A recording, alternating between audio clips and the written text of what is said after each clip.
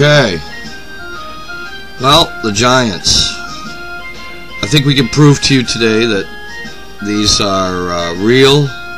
They did exist, and there's a lot of proof to that respect.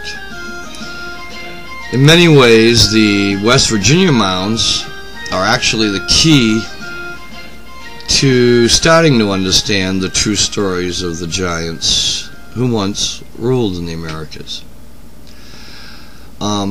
The mound sites in West Virginia, in Charleston, Wheeling, and Moundsville, are some of the most significant. They're larger in size, and there's a lot more of them.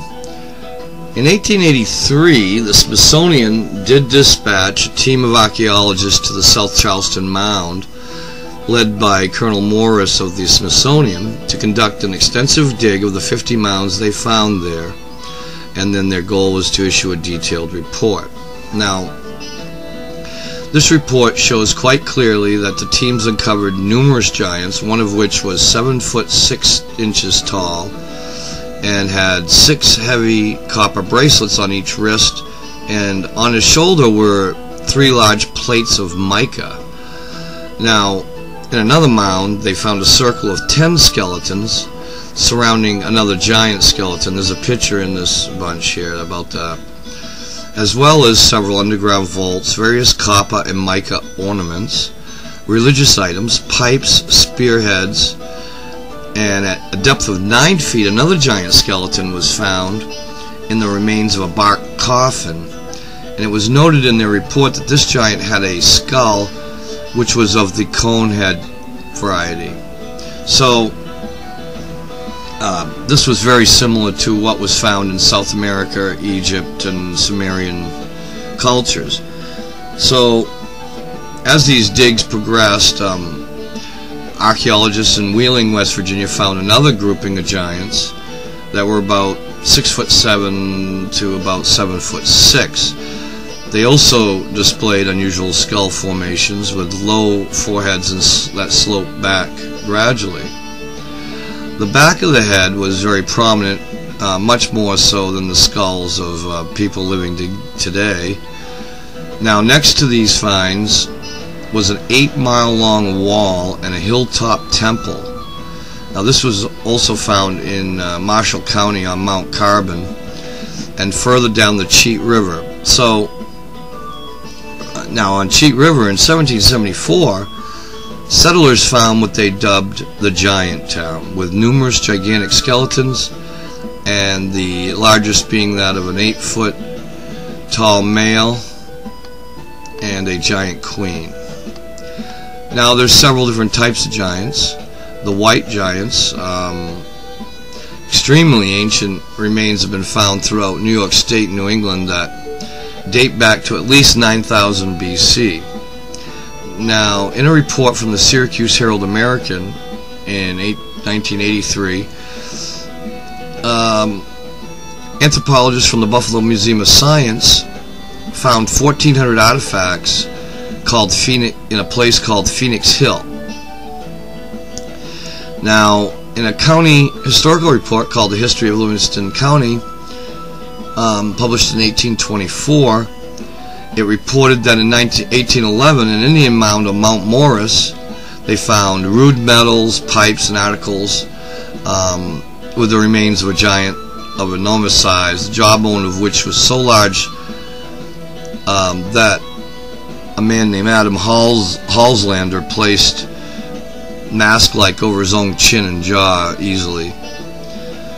In 1871, a newspaper report from Cuyahoga, New York, reports that 200 skeletons were removed from a collapsed mound on the banks of the Grand River. Now, they were said to be in a perfect state of preservation and that they were of gigantic stature, some as tall as 9 feet, and very few of them less than 7. And a later report does note that a lost city was found on a farm in Dunville, New York as well. They found 2 tons of charcoal and various implements indicating the site of an ancient forge. Now, within further digging, they revealed axes, tomahawks, beads, several smoking pipes, some engraved with dogs' heads, They also found several giant skeletons, the sizes of which blah blah blah. So twice the size of a normal human, which is like 12 feet. Let's see. There's a place in New York State called the Cardiff Giant, a white alabaster-like statue of an 11-foot man which showed an exposed penis and hieroglyphic inscriptions. This statue did cause a worldwide sensation and was exhibited in New York City to thousands of paying customers before it was declared a fake by the New York newspapers, despite scholars from Harvard and elsewhere insisting that it was genuine. Now, Ohio had a little giant called the Pearly Queen in her court. Now, the most unusual finds are found in the Ohio Valley. Not only are there numerous finds of 8 to 10 foot tall giants, but there are finds that are found along with it that are equally astonishing. Cincinnati tablets. Now, these are tablets inscribed with hieroglyphs, and they're made out of textiles that resemble those from Assyria and Babylon. Now, a skull examined by a surgeon in Cincinnati that exhibited evidence of a brain surgery shows knowledge of practical surgery scarcely excelled at in the present day, as well as the evidence of metallurgy, forges, slag iron, even saws.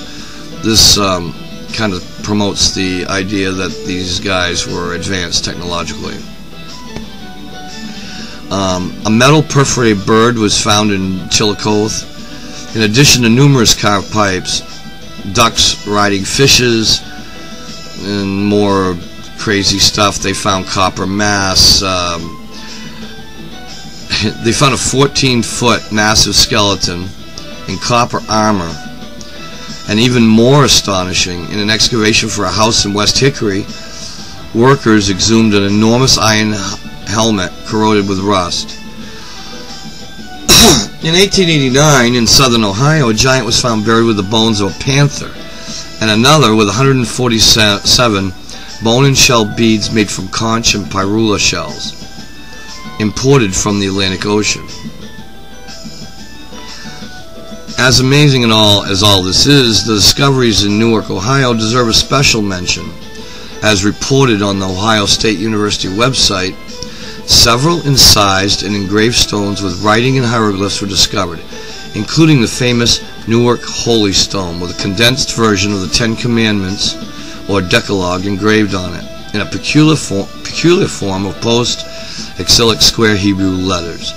Also in Newark, the magnificent skeleton of an 8-foot tall queen bedecked in opulent copper jewelry and pearls were uncovered, while in Centralia, another giant was found encased in copper armor. His mouth was stuffed with pearls of immense size. These are definitely amazing in every respect. Now, there have been copper helmeted giants found all over Indiana, Illinois. Monk's Mound in Illinois is a great one. Check that out. It's a big earthwork. Now, these finds were revealed to the public after the official 1922 excavations, but the major copper workshops and forges and the Smithsonian took it right over. They found tablets, sandstone tablets with a description of Roman-like letters. They were shipped to the Smithsonian and they were held in the 30s for scientific. So there was a huge copper industry in Michigan area, and the Michigan area, they were finding copper items throughout the country. Iowa, they had mastodon bone pipes and ancient hieroglyphs. Michigan's copper mines, all over the country. Now, the earliest of these date to almost 20,000 BC. Now, it looks like the humans, or the regular-sized humans, went after it. Now, here's Crespi with a huge crown. I don't think there's any way you can dispute this. Jim Vieira has done a lot of the research on this and has exposed many of the mounds and the things that have been hidden from the general population for close to 150 years in some cases. But these finds were all over, and it's not unique, it's not different, it's fact. So it looks like the humans, the regular-sized humans, killed off these giants over time by coming up with different tactics and tricking them, basically. A lot of unknowns there.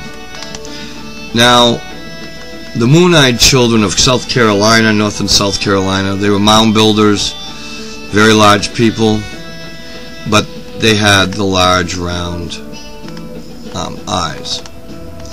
Texas, giants on the beaches, huge skeletons, cliff dwellers.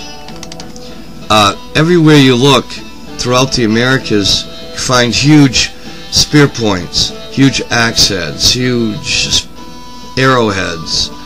Here's a great example right here. Huge spear points. You have to be a large man to throw that puppy.